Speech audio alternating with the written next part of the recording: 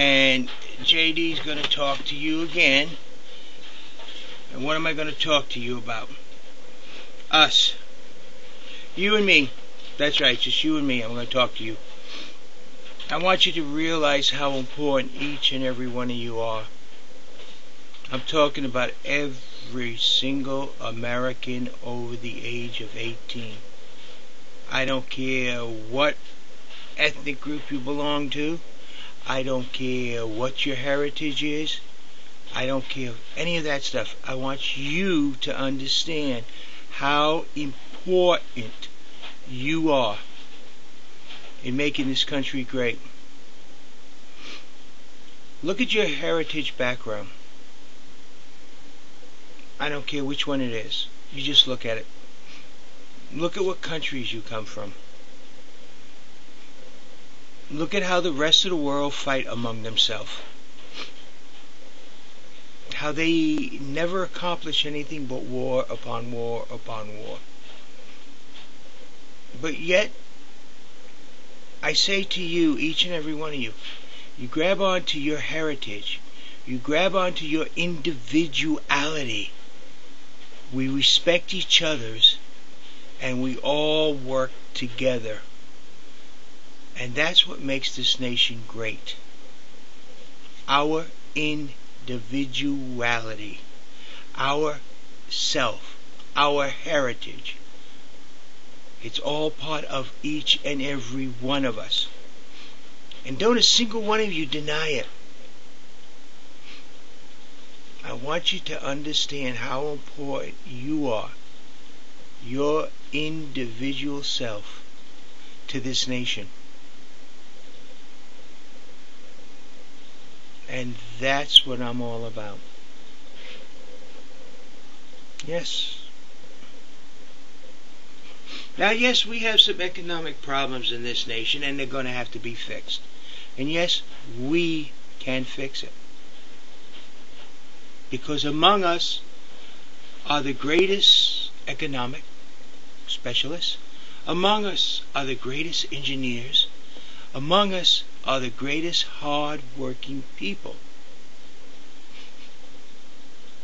Now, anybody who wants to support a socialist system, full socialist system, I will be glad to talk to you. But understand, we will go into communities that are basically welfare communities, and you will see for yourself what pure socialism does when people are not forced to work. Now, socialism does work in countries like North Korea, because if you don't work, they eliminate you. You will work. You'll either work at the job they tell you, or you go to prison and you work at the job they tell you. So you have the option to do what they say or do what they say. That's North Korea. That's pure socialism. Or you have pure socialism in the United States. People aren't told they have to work. They can sit around and collect from the government and continue to collect. And then you have the leechers. That's not the people on welfare. The leechers are the people who overprice stuff in the stores in those communities. The people who go around picking up and falsify medical and overcharge and steal from the socialist system. Those are the leechers. The people who rob the people. That's not capitalism. That's socialism. The thing with capitalism is that we actually are not a capitalist nation. And when we become a capitalist nation, we'll fall to our knees. We are a nation of entrepreneurs. People who take and reinvest into themselves and this nation by growing. Their businesses grow little by little. And then there's people who work for these people, and they're very dependent upon them. And together they work together. Not like these world mega banks, these world mega colossal things that the Occupy Wall Street are protesting against. They only care about making money. I mean, I don't give a doggone. There's no man who walks on this earth that if he's not the owner of the company deserves salaries in the millions and millions of dollars. No man. Because the only way they can make money is the downfall of the company, to destroy the company. And if you don't believe me, look at what happened. These people who everyone think was making great money, coming up with these scams and these scheming ideas on Wall Street, actually destroying the very business that they are appearing to help. No, that ain't what we're about, the United States. That ain't what the people, that ain't what you are about. Now, I'm not saying Republican Party or Democrat Party. The political parties are all about money. Money's the name of the game. Power is money. No, it's not. Money is only as valuable as you make it. Like me, I don't need any more money than to live comfortably by. I mean, what would I do with millions of dollars? I have no idea. And I don't want to find out. Supposedly, I am supposed to be rich in Canada. Supposedly. I don't know if it's true or not. But supposedly. My grandfather, who's Canadian, left me some great inheritance. But, what would I do with all that? No. To me, money has no value. Once you reach the point of where you're comfortable and you're happy, you're rich. And I want to make each and every American rich that way. Comfortable and happy. Not millionaires, but where the father and mother, if both are working, go to work, know they have a secure job. The family, when they come home to their home, know they have a secure home. And when they sit down to dinner, those who believe in God as I do will give thanks to God for what He has bestowed upon us. And those who don't believe, you can claim it whatever way you want. I will respect that. I'll always respect your personal beliefs. Then what is this video all about? It's about you.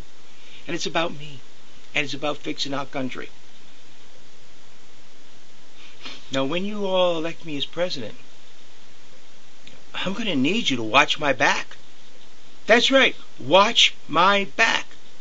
That's an expression that the Republicans and Democrats don't need. They don't even know about. But you and I know exactly what it means. Because when I stand before Congress and I say, no, this is what the people want. This is what the people are going to get. And we will make it happen. I'm going to need each and every one of you to watch my back. Because I can guarantee you the Republican Party and the Democrat Party are going to do anything and everything they can to destroy us. But as long as you watch my back, I will be bringing your word to Washington. And together, we will fix our nation. You and me. Each and every one of you.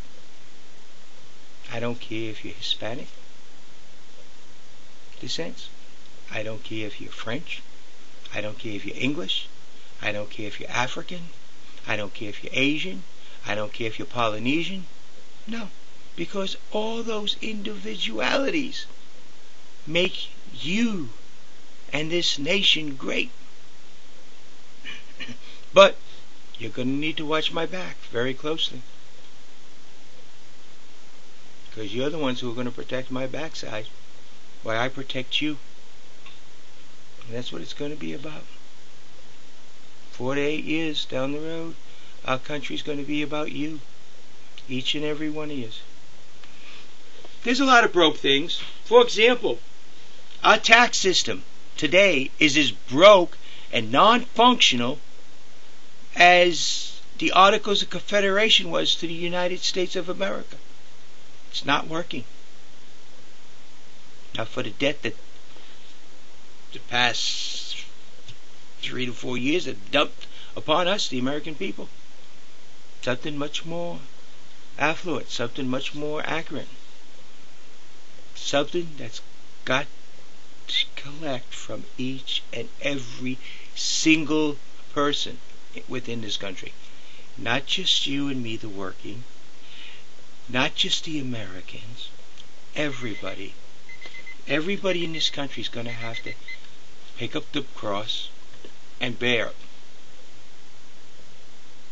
Now, I'm not going to say they're going to do it forever, but if we're not going to leave this debt to our grandchildren, we're going to have to fix it.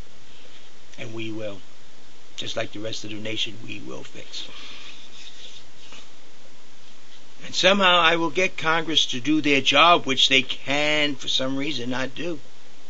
First and foremost, they're supposed to come up with a budget, which they cannot do, no matter what. Second, and utmost, is they're going to start caring about you and this nation, not the rest of the world.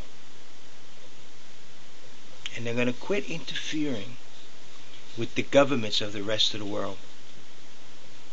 Those are the things our Congress is going to have to start learning to do. And I will put a person who hates the UN as our representative to the UN, because I know that person will make sure the UN does what it's supposed to do. And the UN will never, ever trump the American eagle. I don't care what they say. Because your individuality, your nation, you are the ones that matter to me. Bottom line, people, you're going to have to check me out. I'm sure there's some skeletons in my closet just like everybody else. I'm only human. But I'm not going to lie to you about them, and I'm not going to deny them. I'm not going to say they're not so, and then you find out that it is. I'm not going to stand up before you and say, these people are accusing me falsely. No, I'm not. Because how can I expect you to trust me if I'm going to lie to you right from the very start? That I will try not to do. And if something I must not tell you for some reason or the other, I will tell you this. Ask me no questions, I tell you no lies. That means whatever I'm going to say probably would be a lie, so I'm not going to say it. Okay? Is that a deal we have? And I'm going to trust you to do your job. 1 is selecting me to be president. 2 is helping me to become president. 3 is voting. Probably the most important of all is number 3, the voting. Even if you don't vote for me, get out there and vote. Heck, do like 8,790,000 people. Write in somebody and watch your votes disappear. Like-minded. I figured they all kind of drifted to Iran. You know, where votes happen to disappear. That's according to the news and everything anyway. That's my little joke. But we have to get together. We have to recognize who we are. We have to understand. And then we have to fix our nation. I will bring jobs back into our nation. I will bring manufacturing back into our nation. I will put each and every American who wants to work to work. I will do everything in my power to make sure your home is secure. Some of it may be socialist even. Some of it may not. It's going to be under sweat of our brows. Our brows. Not yours, not mine. Ours. And I'm not afraid of a little work. As long as you're not afraid. Okay? These are part of me, JD, your presidential candidate. But unless you start going out there and you start telling the people of JD, not me, you, it's not going to happen. I will disappear like those votes of mine in 2008. You have to make the decision. But we can do it. Yes, we can do it. But you got to want to. That's where the secret is.